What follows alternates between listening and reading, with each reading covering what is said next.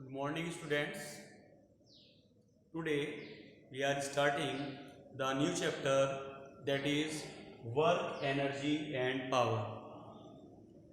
In this chapter we are going to study about the work under the constant and the variable forces, then energy, kinetic energy, then work energy theorem, potential energy of the stretched spring, and at last collision, elastic or inelastic collisions, and then power. So these are the topics which we are going to discuss in this chapter. Now I am starting one by one. The first topic is work. As you know this term, that work, what do you mean by the work? Actually work is said to be done while a force causes displacement in an object. While a force causes displacement in an object. हम इसे दूसरे शब्दों में भी define कर सकते हैं कि when a force act on an object and the object get displaced in the direction of the applied force, then we can say the work is done. Okay, यानी the work is said to be done when a force acts on a body or object and body get displaced in the direction of force. So we can say the work is done. Okay, yani there are two things which are required. Number one, the force, and number two, the displacement. Yani these two are the necessary condition for the work to be done, force and the displacement. यानी कि अगर हम बात करें to do the work, one condition, necessary condition is force must act on an object, and the number second point is the point of application or the object get displaced in the direction of the force, या under the influence of the force, then only we can say the work is done. Okay, अब अगर हम बात करते हैं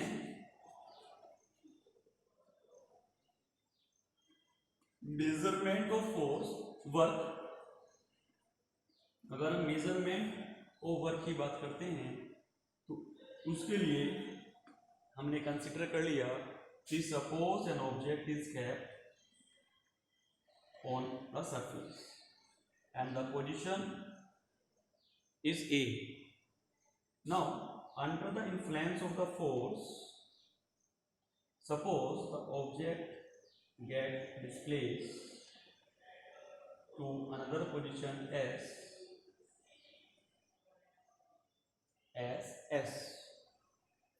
Now in this case, under the application of the force, object get displaced, so we can say that work is done.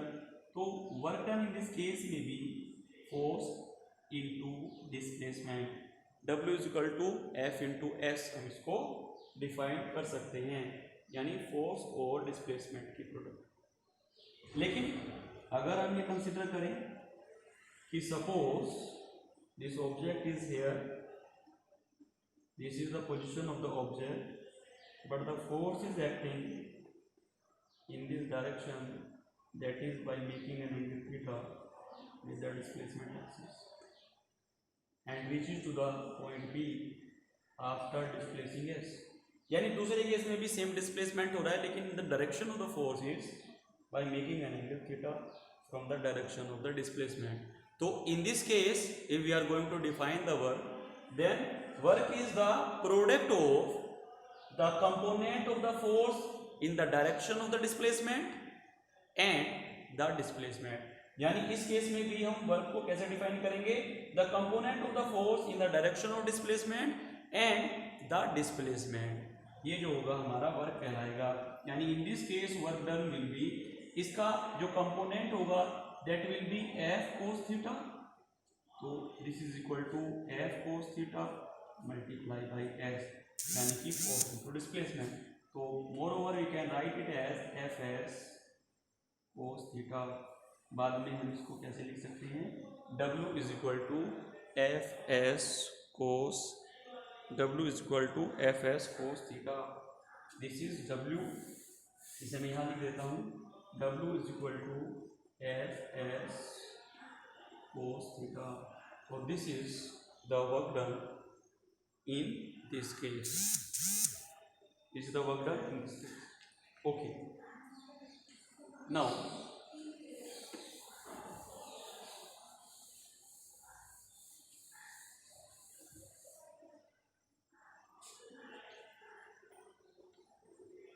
Positive work, अगर हम यही condition लें W is equal to F S cos theta, और इसमें consider करते हैं suppose theta is 0, इसका मतलब क्या हुआ कि as we have considered that force is acting by making an angle theta with the direction of the displacement, लेकिन अगर हमने थीटा को क्या कर दिया, अगर हम थीटा को 0 लेते हैं तो force is acting along the direction of the displacement, या ये कह सकते हो the displacement is in the direction of the applied force। तो अगर displacement in the applied force, direction of applied force है, तो ये हो जाएगा W is equal to F S कोस 0, कोस 0 की वैल्यू होती है 1, W is equal to F S and is known as the positive work. इसके एग्जाम्पल्स क्या क्या हो सकते हैं, इसके एग्जाम्पल क्या होंगे पॉजिटिव वर्क के, या डेफिनेशन क्या है, definition is if the displacement is in the direction of the applied force then work is said to be positive, if the displacement is in the direction of applied force then the work is said to be positive।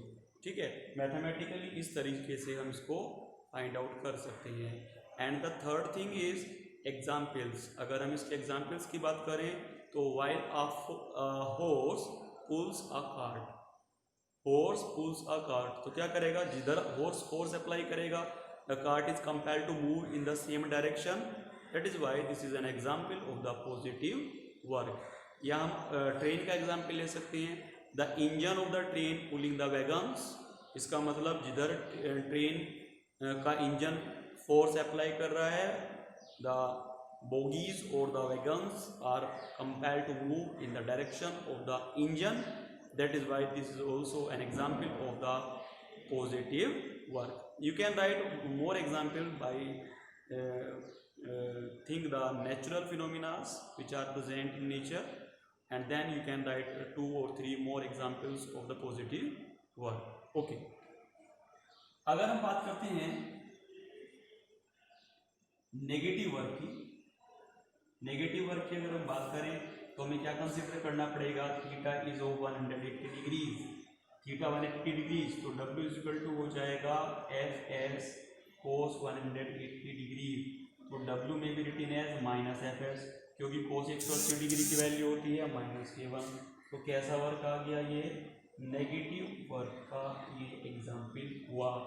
यानी हम ये कहना चाह रहे हैं if the displacement is in the opposite direction of the applied force, displacement is in the opposite direction of applied force, then work is said to be negative। कहाँ पर होता है नेगेटिव वर्क, अगर हम कंसीडर करें suppose this duster is moving on a table rough surface, तो under the frictional force the work done is negative.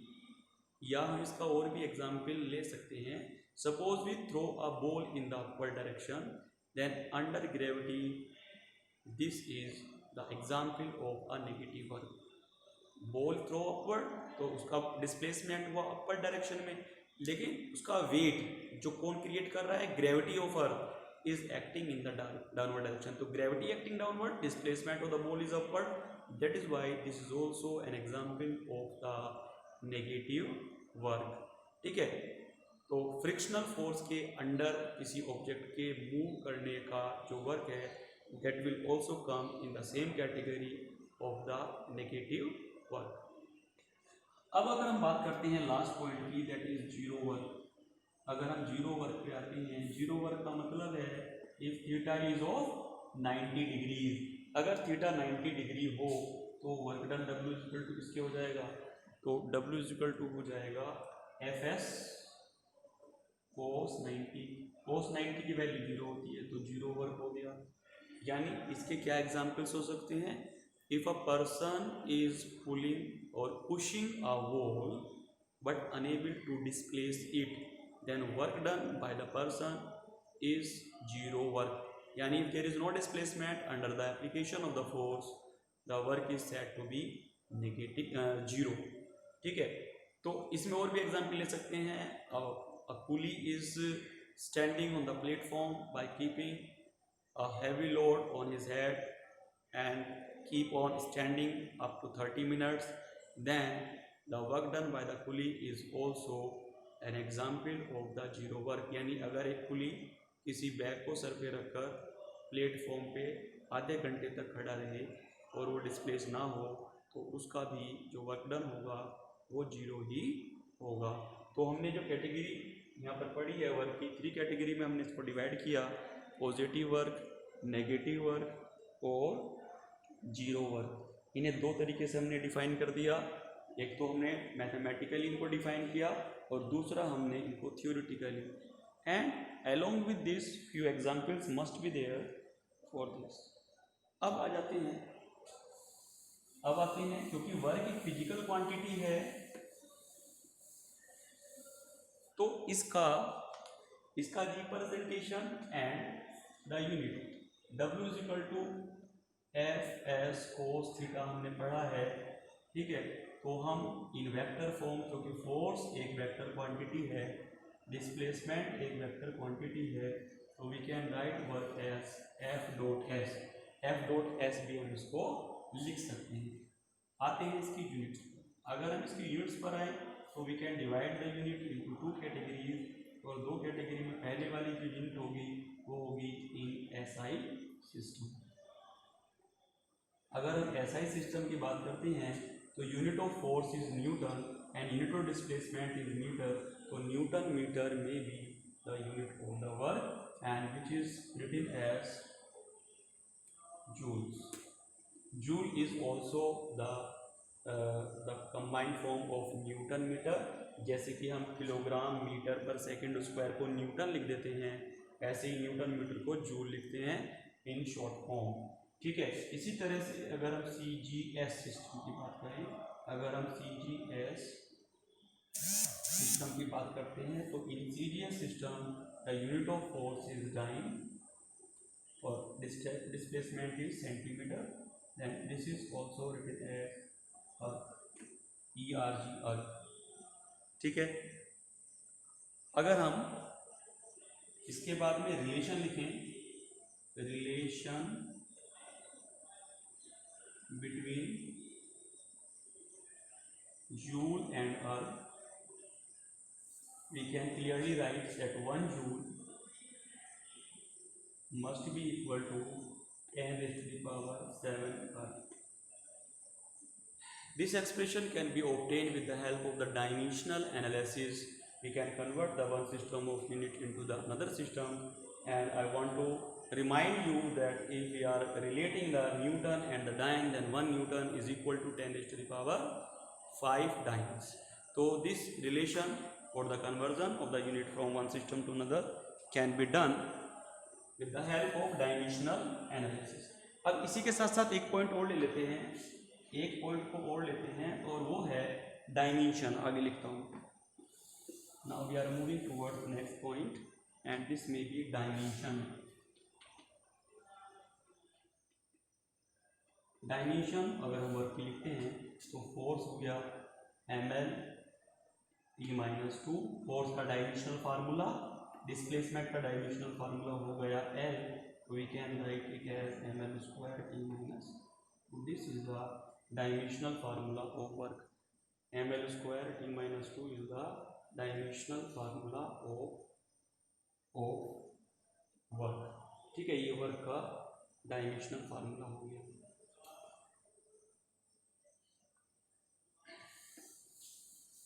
Now one point is left, that is work done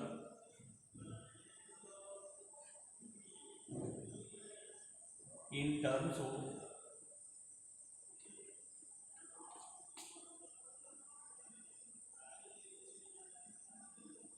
rectangular components। Work done in terms of rectangular components. Rectangular component से हमारा क्या मतलब है? अगर हम consider करते हैं किसी बॉडी पर एक्ट होने वाला फोर्स अलोंग एक्स एक्सिस, तो दिस एक्सिस में be representing by the unit vector i, यानी ये एक्स एक्सिस, ये वाई, अगर ये जेड एक्सिस मान लो, and we are considering the displacement of an object under the force along the x axis, that is fx, and I unit vector will give the direction of the displacement, and displacement is here sx। in the same way y axis पर जो acting force होगा fyj, z axis के along act होने वाला force fzk होगा, and हम जानते हैं कि ijk are the unit vectors which are used to represent the forces or the terms along x, y और z डायरेक्शन, यानी डायरेक्शन को रिप्रेजेंट करते हैं ये वेक्टर। तो in this way we can write the force in terms of rectangular component as fxi plus fyj plus fzk, and displacement can be written as sxi plus syj plus szk। ठीक है, तो therefore by the definition of the work which is equal to F dot S, work is equal to F dot S can be written as W is equal to F की value यहाँ से put कर देते हैं, then it will be Fxi plus Fyj plus Fzk dot Sxi plus Syj plus Szk। Now while we multiply them, then it is fx sx plus fy sy plus fz sz. This will be the expression for the worker under the forces। तो इस तरीके से हम work done under variable forces और work done under the rectangular components को obtain कर सकते हैं।